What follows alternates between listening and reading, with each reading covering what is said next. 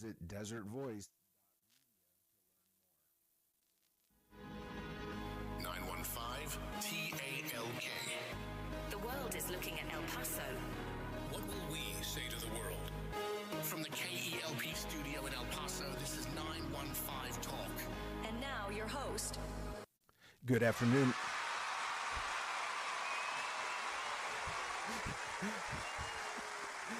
I love it. I love it. Thank you very much. I'm very happy to be here. I think the applause was a mistake, but I'm always happy for the encouragement. This is 915 Talk. I am your host, Andy Frecka. We are broadcasting live from the heart of the world's largest borderplex, the KELP studio, here on this beautiful March 31st, the year of our Lord 2025. Mac Daddy Del Norte on the board today. Mac Daddy, was that applause for me or for you? I can't hear you, Mac Daddy. What's going on? No, give me a second. Oh, there you are. There. Yeah. Okay. Yeah, that was a glitch on the system. You know, Okay. good thing we're working on new automation, man. Yeah, we are. That is a prayer need. We have some antiquated equipment, and it's by our listeners' prayers that we are on the air today. Yes. but we have a big conversation ahead of us, Mac Daddy Del Norte. Okay. Yes, definitely. A hot button issue. Oh, okay. Oh man, our listeners are going to be. Some of them, I don't know how this is going to go, Mac Daddy Del Norte. I'm a little nervous. Okay. Yeah, because, we could talk about so many things and people will be fine. But today we're going to talk about immigration. Ooh. That's a hot topic. It is a hot topic. And to discuss this topic of immigration, we're like, who can we bring in?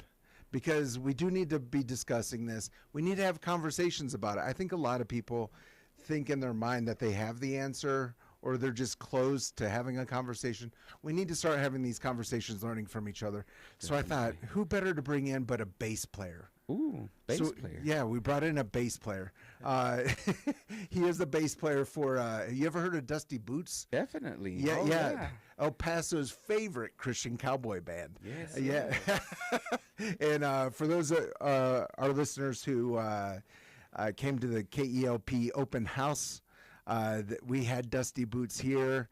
It was a ton of fun, and if you didn't come, that was on you. That was a great day.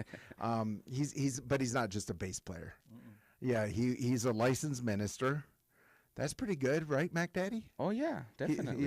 He has, on top of that, he was 27 years in Border Patrol, and he had top secret clearance U.S. government. Whoa. For the U.S. government. Yeah, so he actually knows who really killed JFK. Ooh. So we can't talk about that on the air. He told me before he went on the air. He says that's another show. But we do have, the thing is, a lot of people think, like I said at the beginning, either build a wall to the moon or tear down the wall. But there's not really a whole lot of thoughtful conversation. So I know that he's been working on a plan, an idea for the past 10 years on immigration. Yeah, so I'm looking forward to kind of diving into it and kind of hopefully catalyzing some thoughtful conversation. Let's be open to ideas. Yep. Let's test ideas. He might get a little pushback from me, who knows? But he will remain undeterred. So without further ado, let's give a very warm Borderland welcome to the one, the only, Martin Lopez Wilson.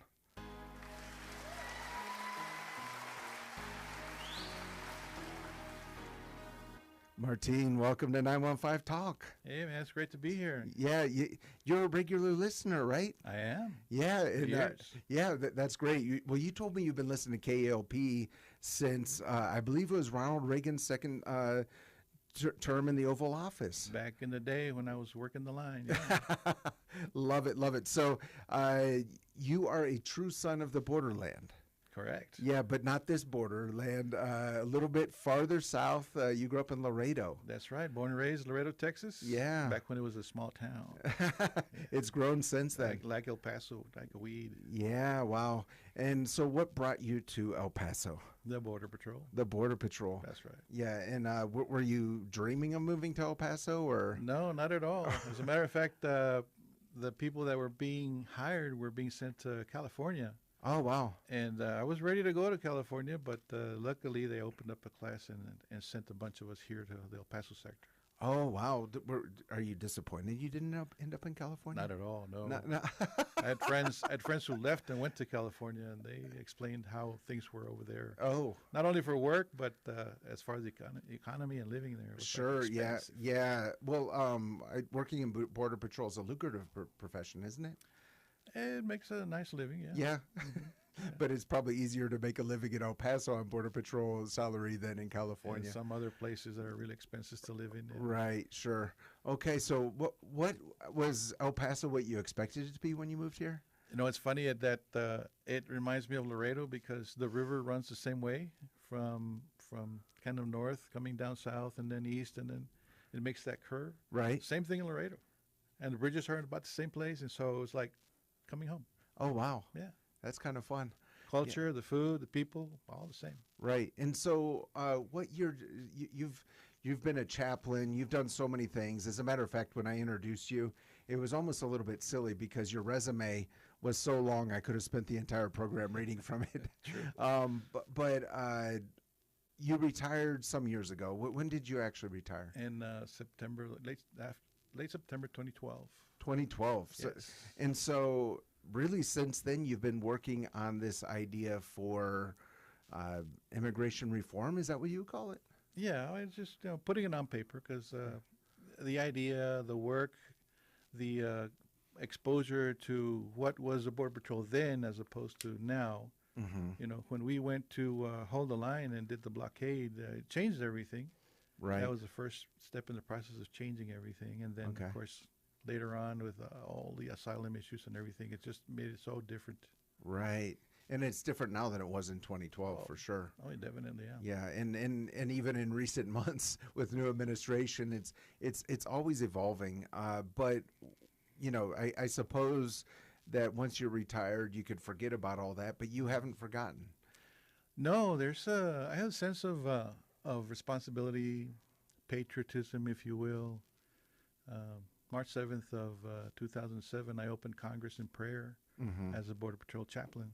Right. And in my prayer, you can look it up. You can find it in the congressional notes and the congressional record. Wow. I prayed for the patriots in Congress at that point, which now is more relevant than it was back then. But that was my prayer: is that for the patriots in Congress to actually do right by us.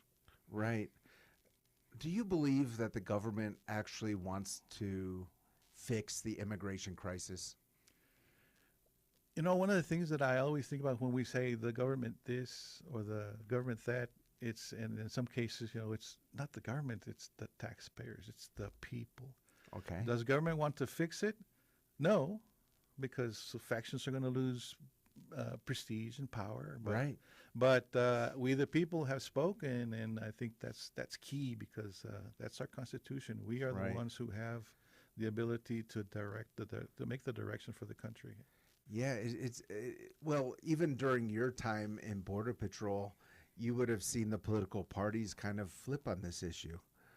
I mean, I have watched videos of Bush Sr.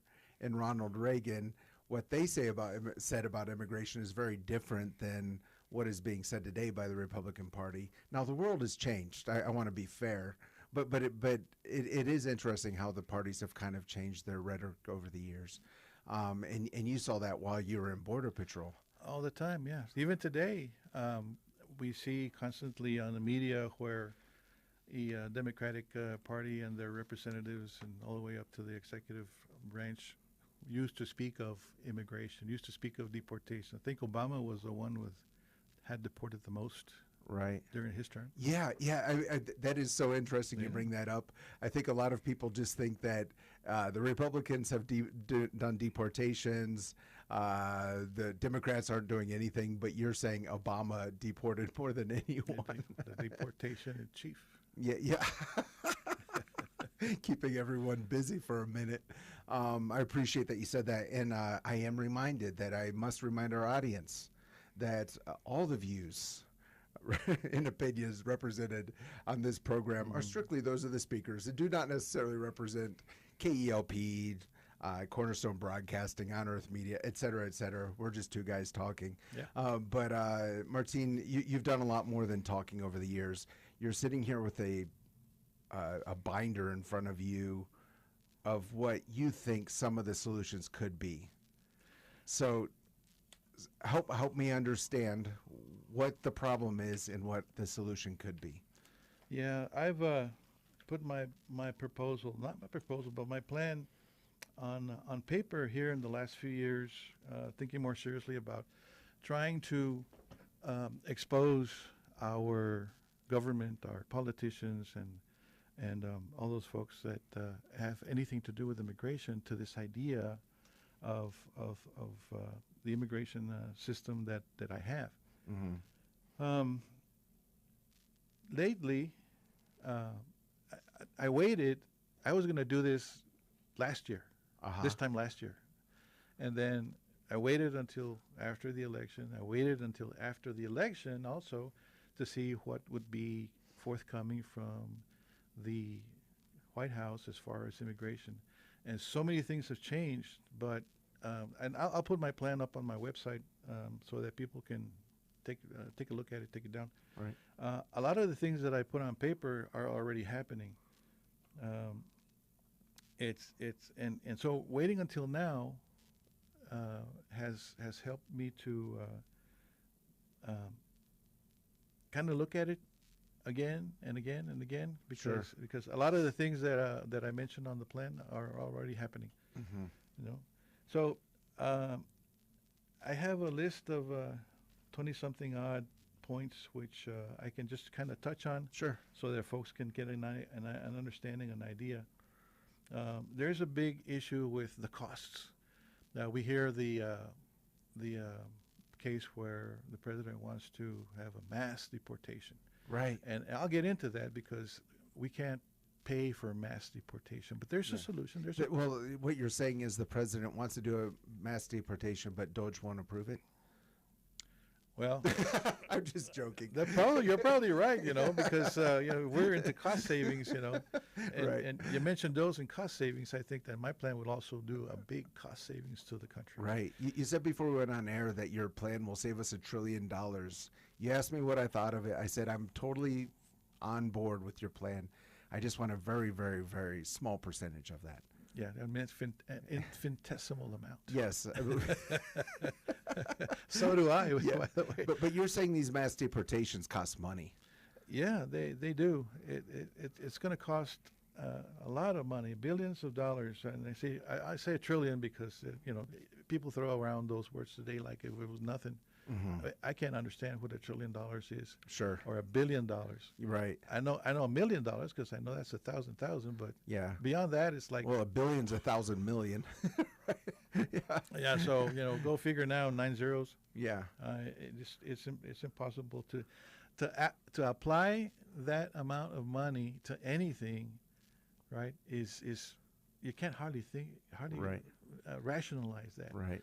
But when we're talking now that the possibility of doing deportations to that kind of degree, even though it's just talk, yeah. So we have to also talk about how much is that going to cost. Right. So when we talk about costs, I'm talking about detaining somebody, right? Having the Border Patrol, that's a cost. Right. Detaining somebody, processing them, and then housing them, put them into jail while they go see the immigration judge. Mm-hmm. And then the cost of moving them around to go see the immigration judge. So to deport someone, they have to see a judge first?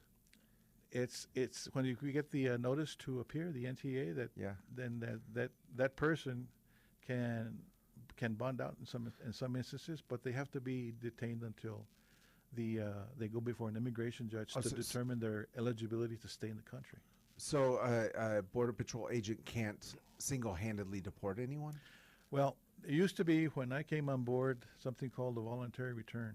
Okay. And when we used to apprehend folks, and if they were not suspicious criminals involved in drug trafficking or human trafficking, sure, that we worked those cases and caught them, then those folks that were not involved in any kind of criminal activity were offered a voluntary return, and they would sign a paper, and they'd be returned back to Mexico. They said, they were from Mexico. Yeah. Because if they were from another country, then those were forcefully detained until they could be deported to their country of origin. Right. Yeah.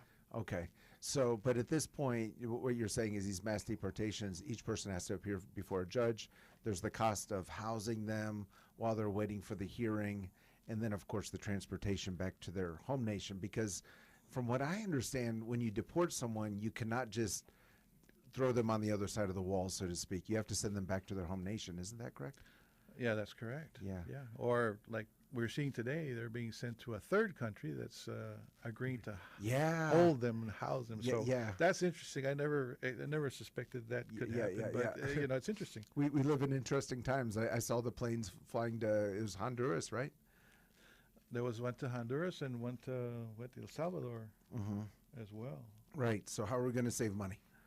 Well, not having to pay for, again, catching, processing, detaining, taking these folks to the judge for an immigration hearing, for lawyers, and then if they're deemed to be deportable, then once again they're detained until they're deported. Mm-hmm. And so, I took the opportunity to write down 20 million cases. 20 million cases. Because the numbers of the folks that are here illegally previous to asylum and then also with asylum goes beyond that in my estimation. And more than 20 million? Yeah. Oh, yeah. Wow. So just for argument's sake, I took that figure and applied that to all the different areas of... So you're saying 1 in every 15 people in America is illegally here? I do the math in my head, but roughly. I'll assume that you're right. Yeah. Roughly speaking. So, folks that are being caught and being detained, there's a cost, and I took advantage of AI last year. Okay. To ask AI, tell me how much it would cost to detain somebody, how much it would cost to do all these things, and so eventually. And I'm looking at my stats here for just 1 second.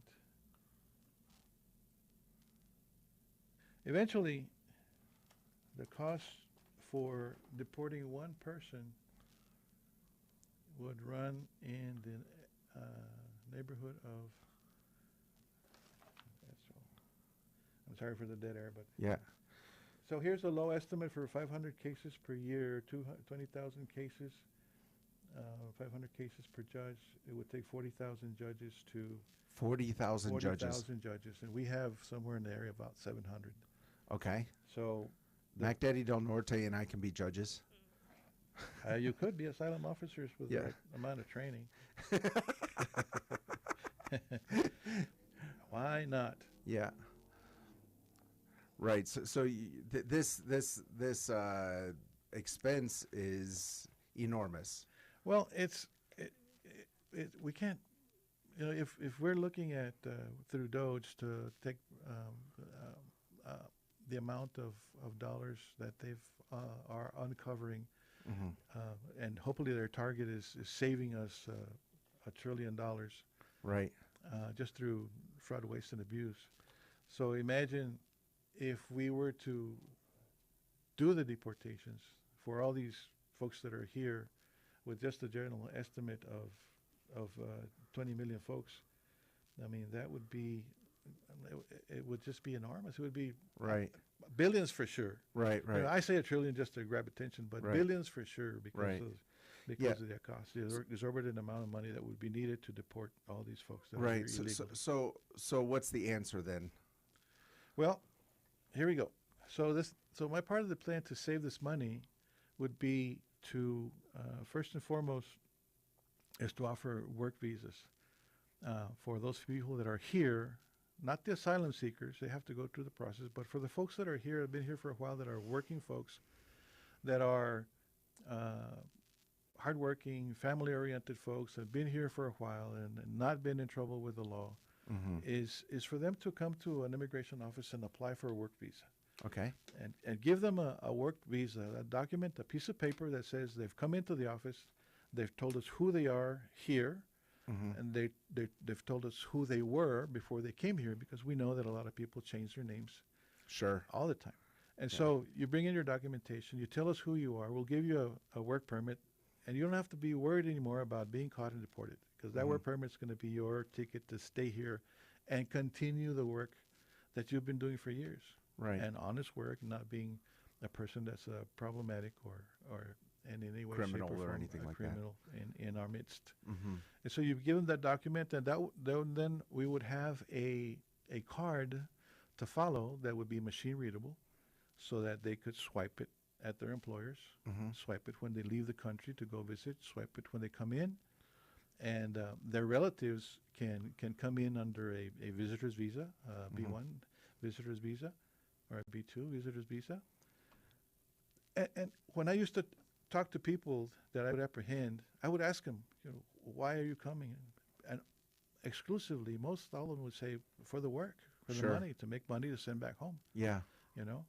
And I would say, well, what would you pay for a visa to work here? And they would say anything. Mm-hmm. I mean, imagine they're paying in the thousands of dollars to cross illegally to come here and work.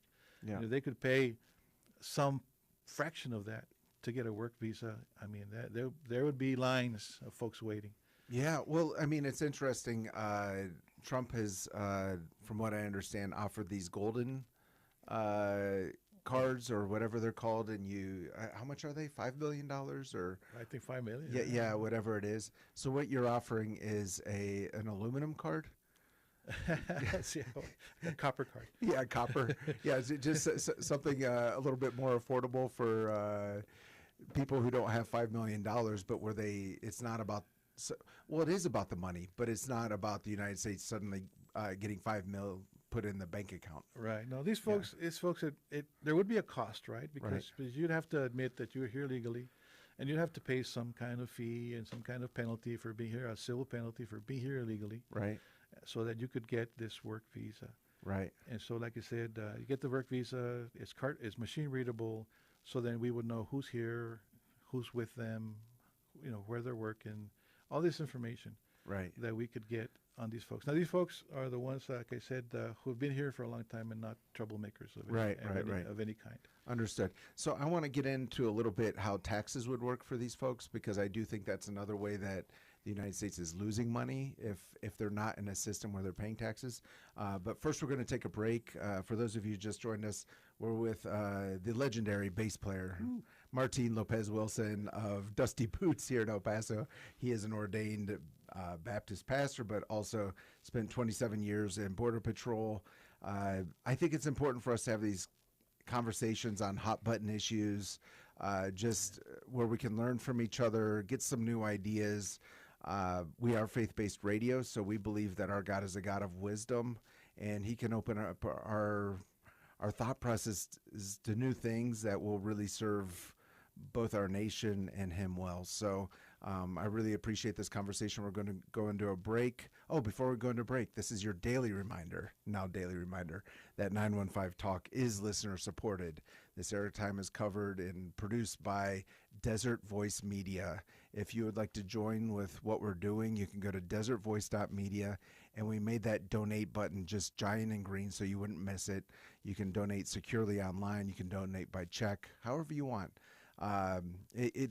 The button used to say donate now, but we realized that sounded a little demanding, so we just changed it to donate. But we really appreciate your support. We're going into a break. Do not touch that dial. We'll be right back. Don't touch that dial.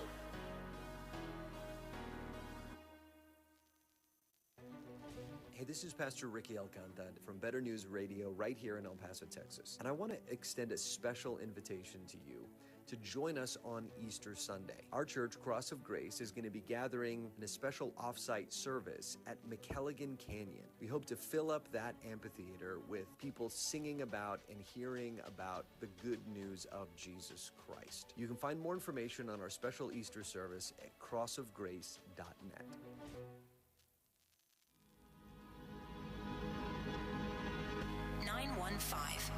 Testify.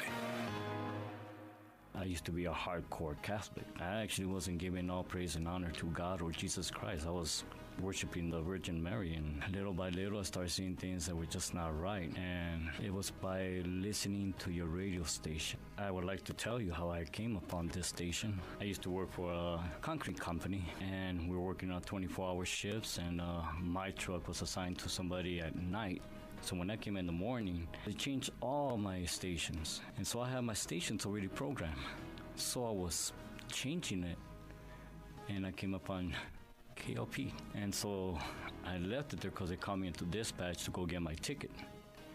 And when I came back, I just kept listening to it. And if I had never heard this radio station, who knows, I probably would have still been lost, still living in this darkness. And they overcame him by the blood of the Lamb and by the word of their testimony.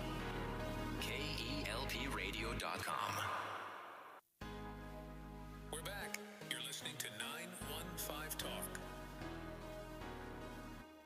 We are back, and you're listening to 915 Talk. I am your host, Andy Frecka. We're live this March 31st, year of our Lord, 2025. We're talking immigration with Martin Lopez Wilson. Martin, you have some numbers for us. What is the cost of deportation? Well, I have two separate lists of costs. On the low estimate, for detention, $3,000 per person, transportation, $500, illegal fees, $1,500, a total of $5,000. And so, on the low estimate, and on the high estimate, detention, it would be $9,000. Mm-hmm. Transportation, $10,000. Legal, $1,500 again. Right. A total of $20,500 overall costs for 20 million cases. If you multiply that by these costs, it's $100 billion on the low estimate, and it's $410 billion on the high estimate to deport 20 million people. Yeah, and I'm going to ask you another question before I ask that. My next question. I'm going to ask you to declare yourself. On the political spectrum, you personally lean more right. Is that correct? Conservatively, yes. Yeah. Right. Mm-hmm. Yeah. So our current administration has, I think, made it out like, where we can do these deportations in the next 4 years. I'm sorry that I laughed, but looking at how many immigration judges we have, I heard a term yesterday, a number yesterday, about 700. And so in the area, let's say we have 1,000. To process 20 million cases for 1,000 judges who process 1,000 cases per year, it would take 66 years to deport 20 million people. Right. It doesn't work. The numbers don't work in favor of in 4 years. Yeah. In 4 years, I think we can get the criminal element. Sure. I think we can get the criminal element. Yeah. And those folks that are stragglers, those folks that are ICE goes somewhere to catch a criminal, and there's some people there that are undocumented. So, right, yeah, and I think it's important again to kind of make that distinction, because I think you see these gang members being deported, and it would be kind of crazy not to support that, of course, and I do love the fact that it seems like the current administration has started off by focusing on the worst of the worst, and I hats off. Safety is and exactly. So hats off to them. But what you're saying is, let's be a little bit sober about it. The numbers don't add up. You can't just throw people on a bus, send them across the border. There is due process, right. And so in your estimation, it takes 66 years if we have 1,000 judges. So it's not quite exactly possible. So what you're suggesting is a work visa program to kind of legalize those who are not criminal elements, is essentially what you're saying. Before we go into that anymore, we're going to talk about what's happening on the roads today. Charlie One, how are you doing today? Charlie One, what are you seeing out on the roads today, Charlie One? Well, Eddie, quite a few things going on right now I want to get to. First of all, let's go downtown. Downtown, we have Paisano eastbound lanes at Santa Fe. We have a crash there. All lanes are closed. This is a serious crash with injury. So PD have blocked off Paisano East and Santa Fe. All lanes closed from Chihuahua to El Paso on Paisano East and Santa Fe. Then we skip to the east side. George Zeta Vista del Sol, a busy intersection. PD just arrived there at that crash. Going to need the record there, George Zeta Vista del Sol. And then we go to the central area, Gateway North at Hastings. We have a crash. That one just happened, and PD going to that location. Besides that, where we tapping the brake sites in East Piedras through the Spaghetti Bowl area, that's typical right there. But especially downtown, blocked off there, Paisano in Santa Fe. And Andy, back to you.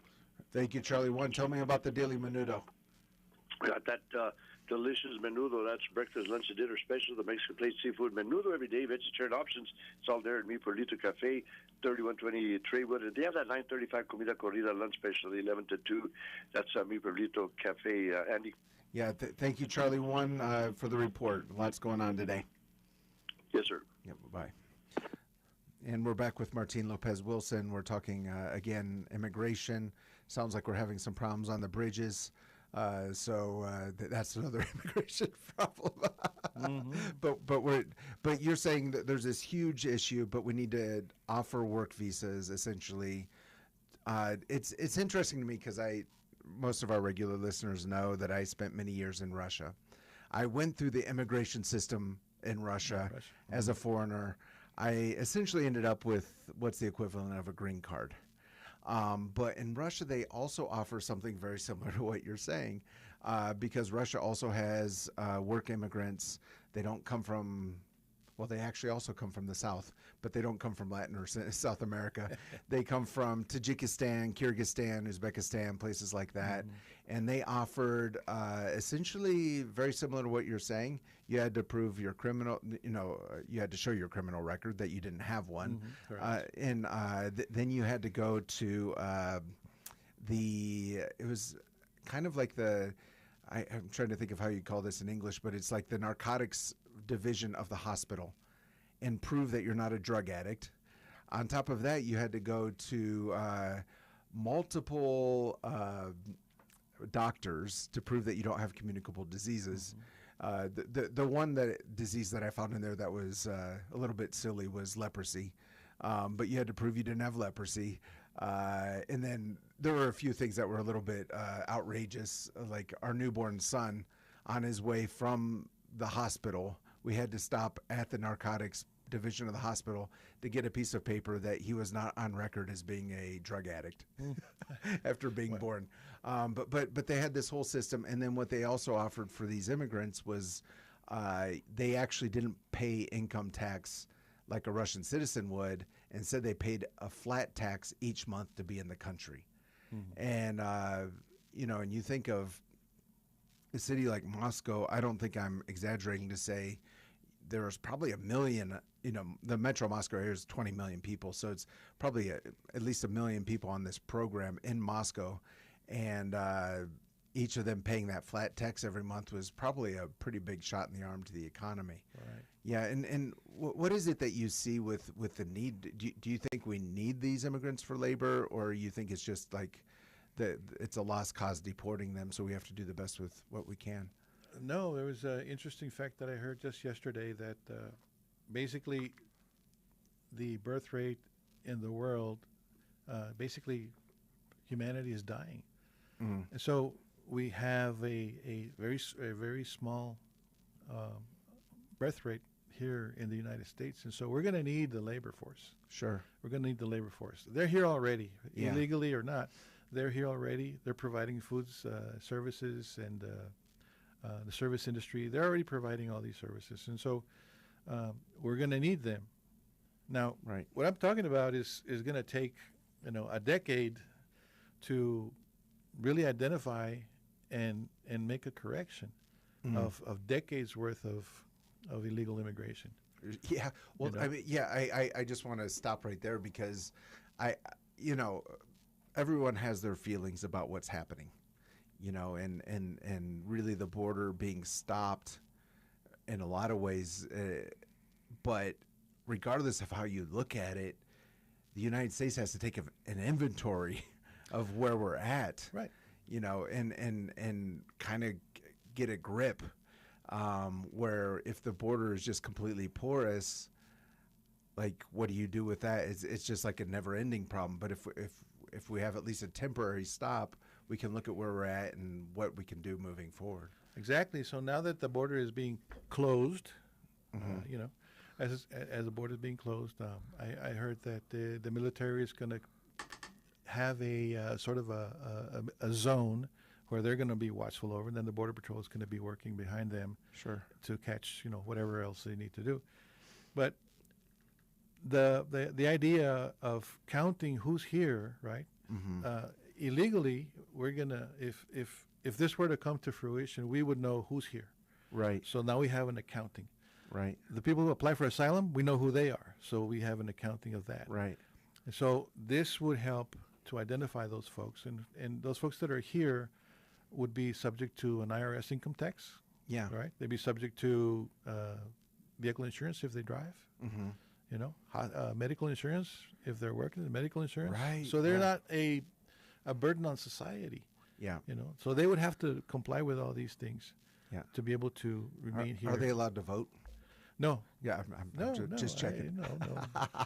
Only citizens, and that's an important issue because we know, and I heard just this morning actually at 3:00 in the morning, I was watching a program where they were saying that the number of Social Security applications just went crazy over the last year, 2024. Really? In the dozens of millions of folks applying and receiving Social Security, and then being able to apply for Medicare, then being able to, in some places, register to vote.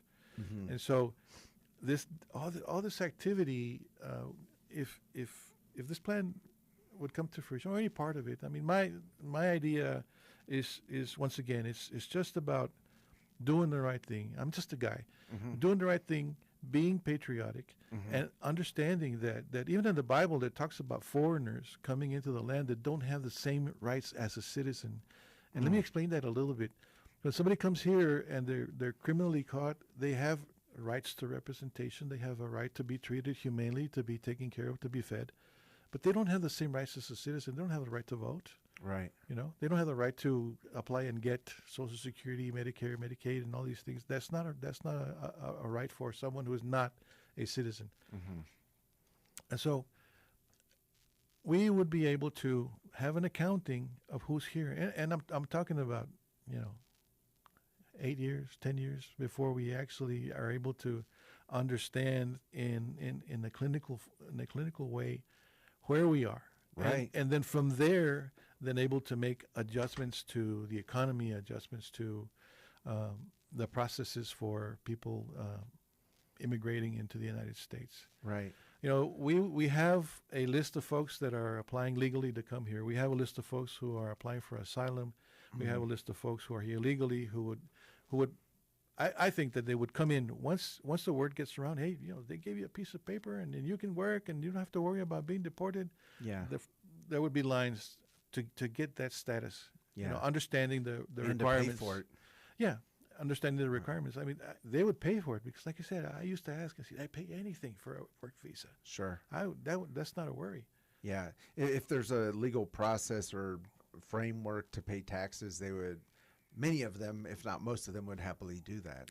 The savings on Social Security alone with all these fraudulent numbers, which, once again, they were talking about early this morning. I was watching this program. The savings, it would save Social Security from all the fraudulent things that are happening. They were talking about, and this is just an aside, but they were talking about people calling into, the fraudsters calling into Social Security, answering 6 questions, and able to get direct deposit from somebody who's either not here anymore, dead, or somebody who's receiving Social Security, and they would lose that funds. And then, you know, the trouble calling Social Security to get something corrected takes forever. Right. That's an aside. And it's important to also kind of underline, I think you already said this, but your work visa idea or plan is non-immigrant. Correct. So it's understood that these people would eventually go back to their home country. I think Congress could set a time limit for a work visa, whatever that time limit is, and it's renewable.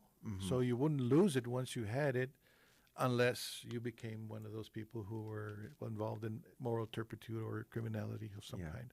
Then you would lose it and lose it forever.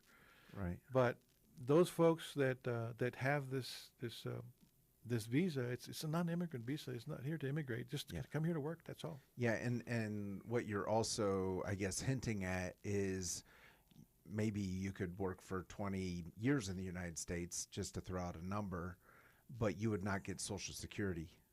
Correct. You wouldn't pay Social Security, and you wouldn't be a participant in Social Security. You would just be paying taxes in the United States, yeah. and it would be kind of expected you would retire in your home nation. If you're a citizen or an immigrant, then of course you pay Social Security taxes, and you can benefit from that because eventually,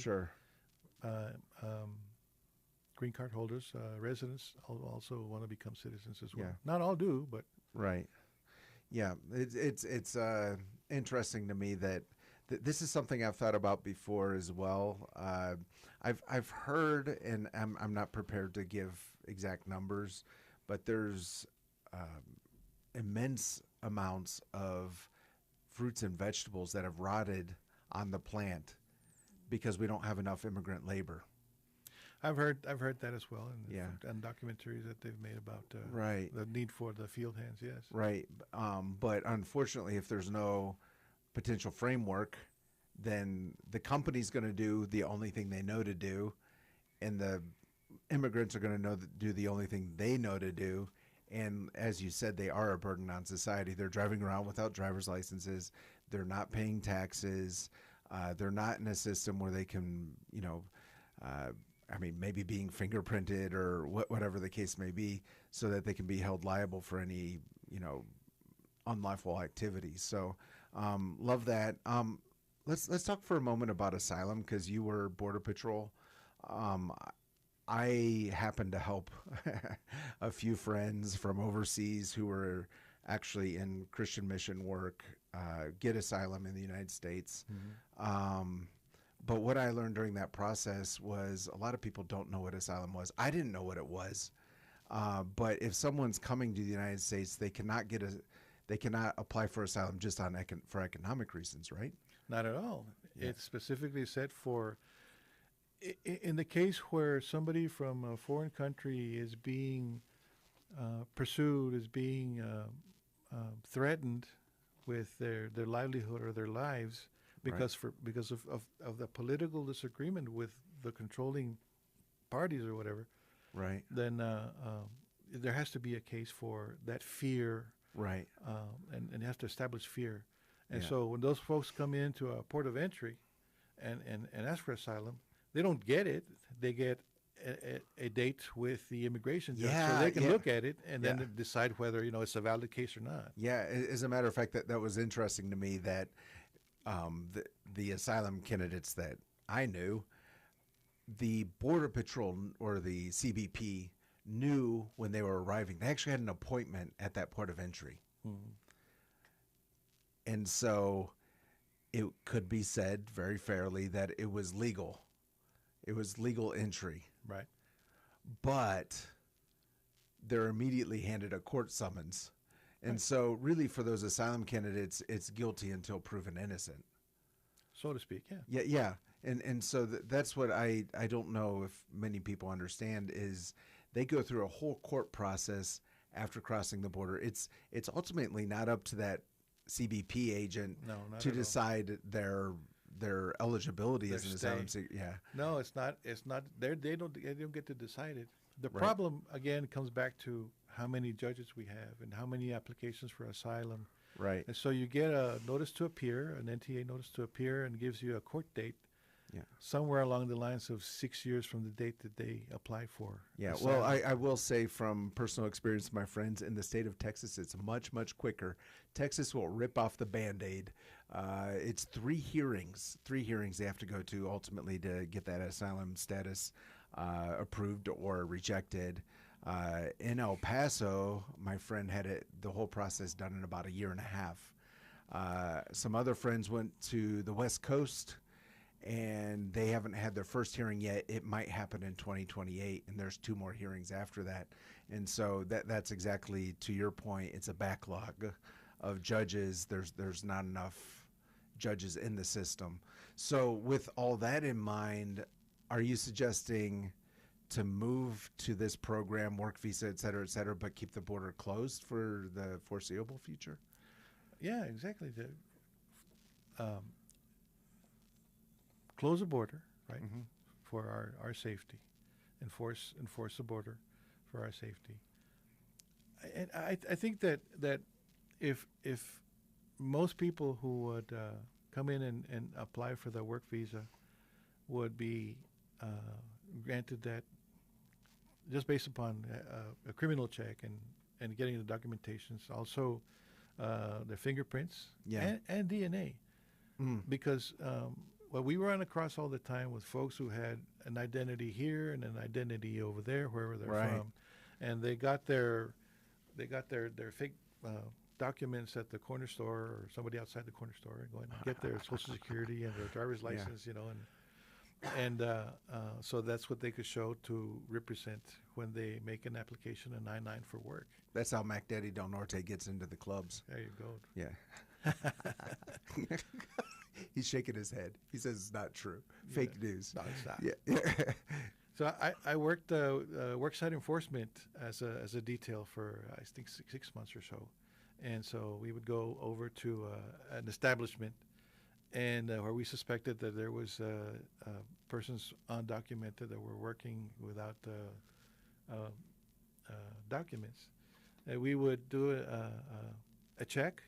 And if we found somebody that was there working illegally or had documents that we felt were fraudulent or could show that were fraudulent, then we would go back and do an interview with the business owner, and then we would look at all their documentation, and once we found infractions, then we would issue a civil citation for them to show and pay a civil penalty for hiring undocumented folks. Sure. So that would be part of the plan, that there would be worksite enforcement, and that's one of ICE's jobs, if I'm not mistaken. Right. Well, I think it's important to say that if there's a relaxation, I'll put it that way, of processing those who are currently here illegally, if someone does something criminal, they should be probably punished even more severely, because there was what you're offering as a way out.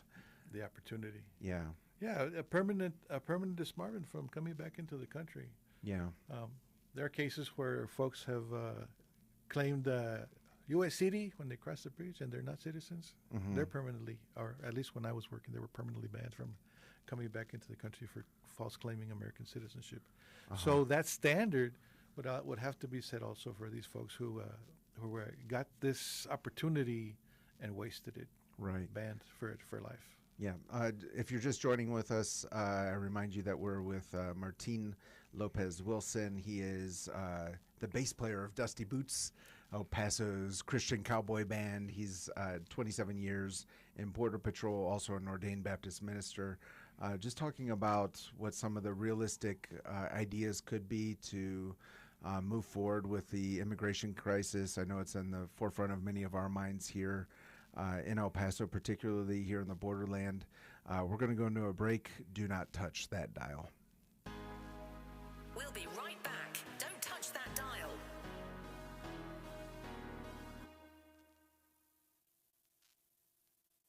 Are you looking for a Bible teaching church on the west side of El Paso? This is Terry Gray, pastor of Calvary Chapel, Sun City, and speaker on the Summons broadcast heard each weekday at 5 p.m. here on this station. Calvary Chapel, Sun City is located at 960 West Borderland Road on the west side of El Paso. We hold services on Wednesday evenings at 7 and on Sunday mornings at 9 and 11. You can find out more information about us on the web at www.ccsuncity.org. The Lord bless you, my friends. Hey, KLP listeners, this is Pastor Terry Gray of Calvary Chapel, Sun City on El Paso's west side. I want to invite you to join me at a new time at 5 p.m. Monday through Friday right here on KELP. If you're driving home at 5 p.m. or doing work around the house or getting your evening started, I invite you to join me as we go through the Bible, chapter by chapter, verse by verse. There is nothing more valuable than the Word of God, so let's invest our time in learning more about it together each day. That's our Bible study program, Summons, each weekday at 5 p.m. right here on KELP. We're back. You're listening to 915 Talk. We are back. You're listening to 915 Talk. I'm your host, Andy Fracco. We're with Martin Lopez Wilson, talking immigration today. United States has gotten itself into quite a pickle, Martin. And you're talking about the need to kind of have an accounting, or what I called an inventory of the situation. You're saying more than 20 million people in the United States are here illegally. It's impossible to process them in our lifetime. Right. And so what were the contributing factors to get us to this point? What did you see when you were working in the Border Patrol? The overwhelming part of my job was to catch people, detain them, or to prohibit them from coming into the country. I mean, we'd sit on the line and watch people come up to the border, and they would see you, and they would know, well, I can't cross here. Mm-hmm. So that was a deterrence. Sure. But then the apprehension, when they did come in, then we would apprehend them. And again, I would always ask these folks, why are you coming? What would be acceptable to you to pay for a program, a visa that would let you come here and stay and work? And they would say, it would mean everything. I would pay anything for it. Yeah. And of course, it would be something within reason. But this program that I'm espousing is once again, it's a non-immigrant. They're not coming here to live and to become a part of the country, mm-hmm. as a resident or as a citizen. Just to come here. Well, really, what you're saying is, if you're suggesting that for the foreseeable future, the border, quote unquote, continue to be closed while we take this inventory, you're mainly talking about people who are already here. Right. Yeah. And so the reason for me coming on and trying to get this conversation going is because we need to be talking to Congress. Right now is the moment where immigration, we're looking at this mass deportation idea and this catching all these criminals. But then down the road, we're going to have to deal with those folks who are here in the service industries and the agricultural fields and whatnot. We have to look at that. And so there's camps that are talking about deporting everybody. There's camps about giving residency and citizenships to these folks. Yeah. And so, but they don't have a plan to be able to utilize the workforce without having to burden society with more folks coming in and being a part of our economy from A to Z. Right. Well, I like what you're saying. Really, you're pointing out that there are two extremes in the conversation, but what you're saying is neither of those extremes will work. Not by themselves. And I think most people would be, at least most of our listeners would be opposed to giving illegals in the country residency, but also just mass deportations, you're saying, are impossible. So you're suggesting the golden middle, right? The copper card. Yes, right. It's plastic. It's free. Don't cost anything. Yeah. Yeah, but these folks, would come in. We'd know who they are, identify them, and they'd have some privileges and the ability to come and go, and their families to come and visit, which is another big issue that people that would come here illegally, they'd come here, find a place, settle down, and start bringing their folks in, and start bringing their people in. Yeah. And so this would eliminate pretty much that idea, because the worker is here. He knows that if he messes up, he's going to lose his permit forever. But his family could come and visit, which folks, a lot of folks were saying, they would go back during the holidays and then come back. Throughout the early years of my career, I would see a lot of that. And they would leave and they would come back. Yeah. And so when they would come back, I went to see my family over the holidays, Christmas and New Year's, and then I got to go back to work now. So. Yeah. Yeah. Well, I mean, that was one of the things I heard about when there was talk of the wall, a big, beautiful, big wall, was it actually prevented people from leaving the United States. And so, I'm just saying, that was one of the arguments of those who are more on the left end of the spectrum. You mean us leaving the country? No. The workers who would come in the past, when it wasn't so tight, they could come and go. And, true. Yeah, and the other thing that crosses my mind is, going back to my Russia experience, the work immigrants in Russia, and I might have worked with a few. They would send 90% of their income home. Mm-hmm. That's really interesting. Dad would be in Russia, maybe from Tajikistan or whatever.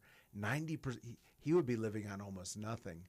So it would be interesting to almost require them to send a lot of their money home, so that they would be motivated to invest in their home country, so that they would have a reason to return. Because if they're here buying houses, building a second family, I hate to say it, true. Then they're not motivated to return home. So it would be interesting to see what could be done to just create those natural motivations for them to return to their home nation, after they've made some money for their families. Right. The culture for the illegal immigrant is to come here to work and to live in groups to save, housing and to save on those kinds of things. Sure. Because they're sending money back home.